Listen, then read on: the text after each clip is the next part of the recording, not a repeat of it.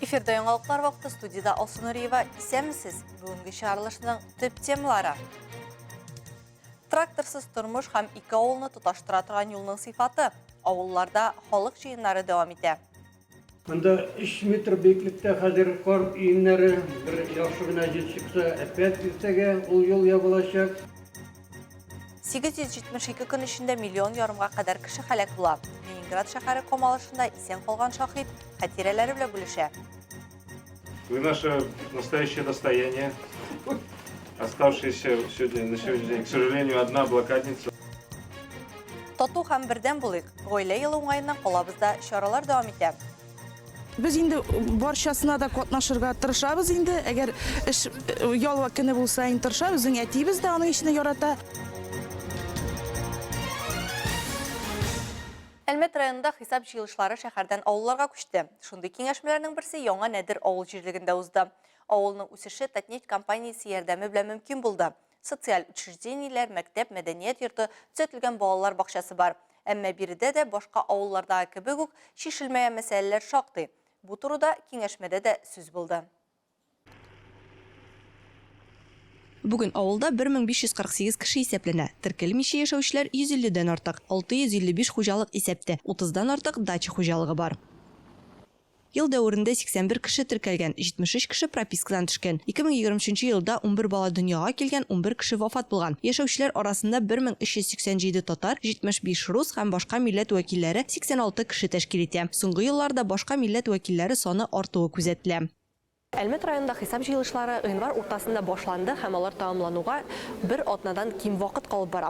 Узган елгы эшләргә анализ, агымдагы елга бурыч һәм максатлар билгеләүгә багышланган хисап җыелышларының чираттагысы яңа Нәдер авылында уза.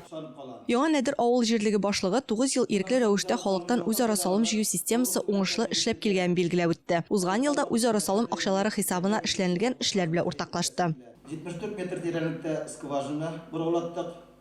Nasip olsa şeykini eksploatasyaya topşıracakız. Avul içinde su liniyalarına 15 tane zatgeçkalar oluşturduk. Vadanaporny başında remont yasaldı. Tukay hem Palivaya uramları arasındaki tıkırıkka taş yol salındı. Partizan uramı bilen kuymuş uramın taştırışı tıkırıkka uramutları koyuldu.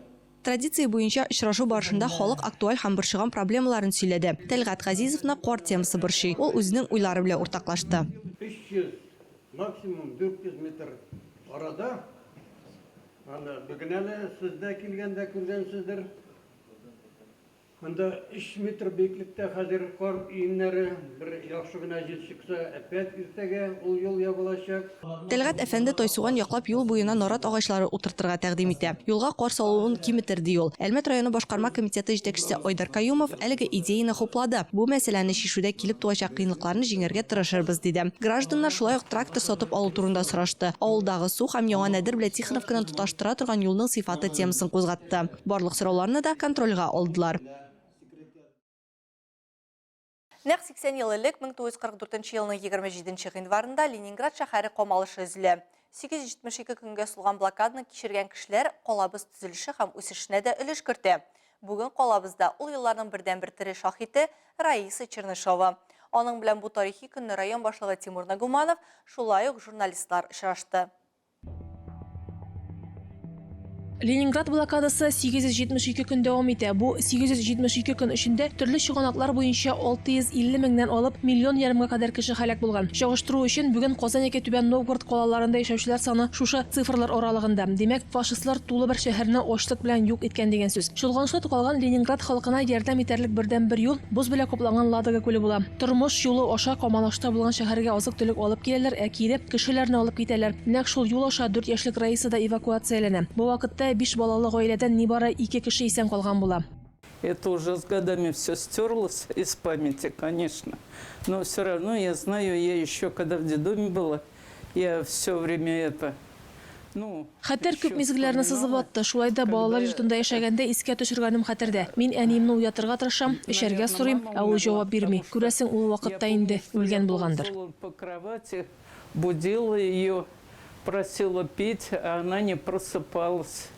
И вот, наверное, в этот момент я думаю, что вот она уже умерла.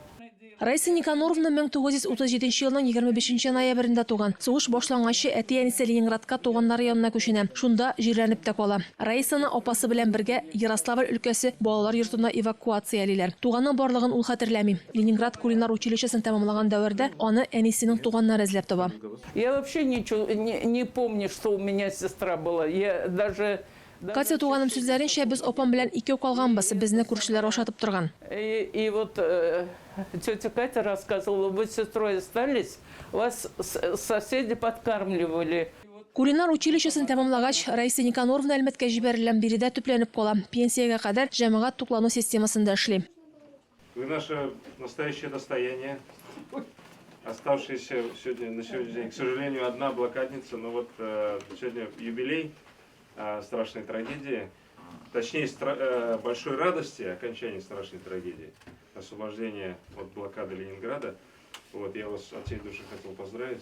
Раиса Никаноровна район башлыгы Тимур Нугуманов, шулай ук район ветераннар советы рәисе Владимир Яшанин котлады. Очрашуда шулай ук 20-нче мәктәп волонтерлары Аделина Уралова һәм Валерия Галимова да булып китте. Әлеге кызлар яшьләр үзәгендә узган Ленинград блокадасы бөтен Россия тарихи квесты җиңүчеләре. Алар дәһшәтлеләрнең тере шаһиты булган Раиса ханым белән танышу, аралашу яшь буынга үткәнне белү өчен яхшы форсат дигән фикердә. Радифия Нугманова, Рафаэль Сафин, яңалыклар вакыты, Луч, Әлмәт телекомпаниясе.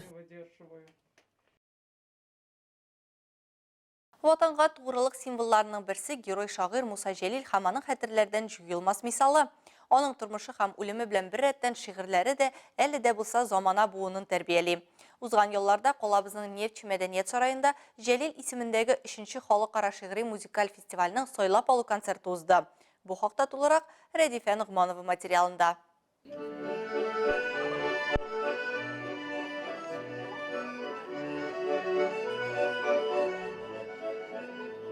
Герой шагыйрь Муса Жәлил исемен йөртүче бистәнең сәнгать мәктәбе укучылары өчен әлеге халыкара фестивальдә катнашу ватанпәрвәрлекнең бер чагылышы. Шуңа күрә алар ел саен иң актив катнашучылар исемлегендә. Безнең бистәбез аның исемен йөртә. Без горурланабыз. Шуңа күрә инде безнең өчен бу бик ответственный да бик җаваплы эш дип уйлыйбыз. Шуңа күрә инде әзерлекне әйбәт итеп җиренә җиткереп алып барабыз.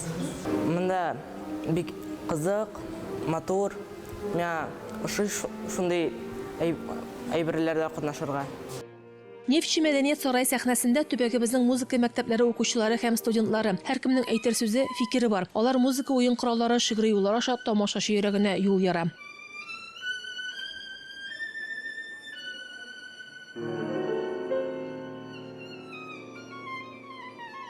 Жәлилнең оныгы Татьяна Малышева Жәлил әлеге фестивальнең оештыручысы да, катнашучыларны сайлап алучы да. Быел да ул биредә үзенең кызы Елизавета белән чыгыш ясады. В этом году участников, надо сказать, очень много было из Казани, из набережных Челнов. Безнең быел катнашучылар бик күп булды. Казан, Яршаллы, Бөгелмәлеләр актив катнашты. Кызганычка каршы Әлмәтнең үзеннән катнашучылар күп түгел. Аның каравы Нурлат, Жәлил, Зәйдән күп гариза килде. Маловато, но появились участники из Нижнекамска, из Нурлата, из Заинска. Арт-линия фонды тарафынан оештырылган фестиваль Татарстан хөкүмәте тарафынан яклау тапкан. Концертның иганәчесе Татнефть хәйрия фонды. Шагыйрь һәм музыка исемендә узатырган әлеге фестиваль 3 ел уздыру дәвамында меңәрләгән катнашучыны берләштергән. Һәм әлеге фестивальнең нәкъ менә шушы вакытта узуы очраклы хәл түгел. Чөнки 15 февральдә киң җәмәгатьчелек герой шагыйребез Муса Жәлилнең туган көнен билгеләп үтә. Әлмәткә кадәр шигъри музыкаль кичә Мәскәү, Казан, Яршаллы, Бөгелмәдә узган. Алга таба фестиваль лауреатлары шулай ук башкалабыз Казанда һәм Мәскәүдә чыгыш ясаячак ди оештыручылар. Агымдагы ел Россиядә гаилә елы буларак игълан ителде. Бу елны калабыз һәм районыбызның гомуми белем бирү учреждениеләре коллективлары рәсми рәвештә 27 гыйнварда башлап җибәрде. Шундый чараларның берсендә 3-нче гомум белем бирү мәктәбендә безнең иҗат төркеме дә булып кайтты. Бүген 3-нче номерлы Әлмәт гомум белем бирү мәктәбендә 666 бала укый. Аларның әти-әниләре һәм әлбәттә инде укытучылар коллективын берләштерсәк, димәк, биредә 2000-нән артык кеше бер тату дус булып вакыт уздыра дигән сүз. Әлбәттә инде бер гаилә булып яшәгән мәктәп коллективының үз традицияләре һәм үзләренең бәйрәмнәре бар. Раз, два, три. Мондай торкалашулар биредә ярышларда гына кулланыла. Мәктәп тормышында биредәге укытучылар һәм аларның әти-әниләре һәрвакыт бердәм яши. Бергәләп өмәләрдә катнаша, бергәләп бәйрәм итә. Без инде барчасына да катнашырга тырышабыз инде. Әгәр эш ялва көне булса, тырышабыз. Безнең әтибез дә аның ишене ярата. Без в общем теге балаларны поддержать итәргә, укытучыларыбызны поддержать итәргә шулай тырышабыз инде. Гыйльмановлар гаиләсендә 4 баланың 3-се биредә укый. Алар сыман 3-нче мәктәпне сайлаучы әти-әниләр бихисап. Күпчелеге уку йортының күркәм традицияләрен, аның коллективын яратканга күрә балаларын монда укытабыз диләр. Наша школа – это наша большая, огромная семья. И сегодня у нас происходит проход мероприятия, называется «Зимние забавы». Зима – это такое волшебное время года, когда все верят в чудо. Безнең мәктәп ул безнең зур гаиләбез. Бүген без гаиләбез белән кышкы уеннар оештырырга булдык. Әти-әниләрне чакырдык. Алар балачакка кайтып үзләрен бәхетле итеп тоя алсыннар өчен. Чөнки балачак ул иң бәхетле вакыт. Самые добрые на секунду почувствовали себя самыми счастливыми, потому что детство – это самая счастливая пора. Саф һавада уйнап кергәннән соң укытучылар һәм аларның әти-әниләре мәктәп фойесында төрле остаханәләрдә катнаша алды. Аннан бергәләп дуслык буткасы ашадылар. Мәктәп директоры сүзләренчә, гаилә елы уңаеннан монда очрашулар тагында ешаячак. Укучыларның кызыклы квест уеннар һәм мавыктыргыч сәяхәтләр көтә. Азнакай шәһәренең 6-нчы урта гомуми белем бирү мәктәбе базасында атна дәвамында функциональ грамоталылык марафоны узды. Анда район һәм шәһәр мәктәпләрендә белем бирүче педагоглар тәҗрибә уртаклашып, үз укыту алымнарын тәкъдим иттеләр. Әлеге проект районда инде 3-нче елын алып барыла. Бу хакта тулырак мәгълүмат алдагы видеоязмада. Шәһәрнең 6-нчы мәктәбе базасында узган семинар-практикумнарда районның барлык мәктәпләреннән методик берләшмәләр җитәкчеләре, башлангыч сыйныфлар укытучыларының мәктәп методик берләшмәләре җитәкчеләре катнашты. Марафонда шулай ук Бөгелмә, Баулы, Лениногорск районнарының уку эшләре буенча директор урынбасарлары да кунак булып, биредә эш алымнарын өйрәнеп, тәҗрибә уртаклашып китте. Атна дәвамында барган әлеге марафонда мәктәпнең 1-11 сыйныфында укучы 500-дән артык бала катнаша. Хәзер аларның эш тәҗрибәсен үзләреннән сорап карыйк әле. Әйтеп үтегез әле, нәрсәләр күрсәтәсезме? Без монда робот төзеп, үзебез ясаган программированный роботлар күрсәтәбез. Бу күрсәтә электромагнит турында кайда кулланыла ул, кайда итәргә. Кызлар, сез Мы сегодня показываем измерение pH метра воды, снега, водных растворов и какой воду можно пить, а какой нет. Семинар кысаларында финанс грамоталылык, тирә-як мөхитне саклау, табигать үзенчәлекләре, физика серләре һәм тормыш үзенчәлекләре кебек сорауларны эшенә алган осталык дәресләре узды. Функциональ грамоталылык марафонында катнашучылар семинарның зур практик әһәмиятен дә билгеләп үттеләр. Безнең 6-нчы урта мәктәбе Азнакай районында функциональ грамоталылык буенча 22нче елдан Татар Республика Мәгариф министрлыгы тарафыннан майданчык итеп билгеләнде. 3 ел безнең мәктәптә шушы юнәлеш буенча эш алып барды. Мондый марафоннар уздыру өчен 6-нчы мәктәптә бөтен уңайлыклар бар. Мәктәп директоры Алиса Шакурова әйтүенчә, грант программалары нигезендә кабинетларга ремонт ясалган. Наша школа стала обладателем в том году гранта. Узган ел безнең мәктәп Татнефть грантын отты. Аның суммасы 7 миллион сум. Без физика кабинетына тулысынча ремонт ясадык. Заманча мәктәп федераль программасы нигезендә 3 кабинетка тулысынча ремонт ясалды. Полностью были отремонтированы 3 кабинета. Физика, химия, биология, информатика кабинетларына алынган яңа заманча җиһазлар ярдәмендә балалар осталык дәресләрендә катнашалар. Илмира Шәрифуллина, Рөстәм Акбаров, Яңалыклар вакыты, Луч Әлмәт телекомпаниясе. Спорт яңалыкларына. Калабызда чаңгы спортына кызыксынуны арттыру максатыннан балалар һәм яшүсмерләр иҗаты үзәгендә шөгыльләнүчеләр арасында кыска дистанциядә ярышлар узды. Анда катнашуга 71 кеше теләк белдерә.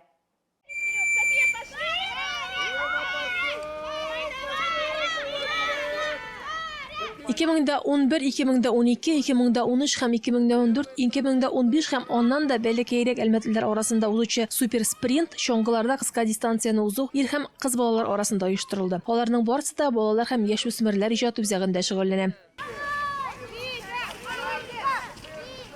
Некоторые ребята у нас занимаются уже год-два, а некоторые пришли только в этом году. Балаларның кайберләре 2 еллап шөгыльләнә, кайберләре быел гына килде. Чаңгы спорты ул зур дистанцияләр өчен чыдамлык кабинетлелгән. 5-10 километров. То есть предназначен на выносливость. Ярышларда катнашу өчен 61 гариза килгән булса да, ял көннәре үз әсирлегеннән 41 катнашучыны гына чыгарып җибәрә алган. Алар 150 метрлык дистанцияны классик йөгерештә узды. Бу спорт төре ярыйсы зур үсештә ди оештыручылар. Калабызда чаңгыда 250ләп кеше спорт мәктәбендә, уку йортларындагы секцияләрдә 300ләп бала шөгыльләнә. Это уже традиционное соревнование, они проводятся 3-й год, уже можно сказать, что это традиция. И здесь идет привлечение...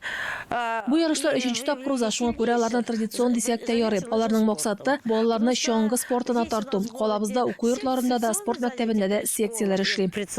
И есть дети спортивной школы «Юность». Супер спринт ярышларында иң җитез чаңгычылар дипломнар һәм медальләр белән бүләкләнде. Рәдифә Нугманова, Рафаэль Сафин, яңалыклар вакыты, Луч, Әлмәт телекомпаниясе. Саранск шәһәрендә грек-рим көрәше буенча Идел буе федераль округы беренчелеге узды. 3 көн дәвамында 16 яшькә кадәр иң көчле егетләр келәмдә осталыкларын күрсәтте. Барлыгы округ ярышларында Идел буеның 13 төбәгеннән 400дән артык спортчы катнашты. Әлмәт көрәшчесе Салават Талипов һәм Азраил Дзангиев шәһәр намусын гына түгел, республиканың намусын да уңышлы якладылар. Спортчылар үз авырлык категорияләрендә призерлар һәм җиңүчеләр булдылар. 2 атнадан Суздальда узачак Россия беренчелегендә катнашуга юллама яуладылар. Бүгінгі шығарылышта шулар иде. Мин Алсу Нуриева һәм монтаж операторы Динара Гайнетдинова. Сезнең белән сау булашабыз. Сен сау булыгыз.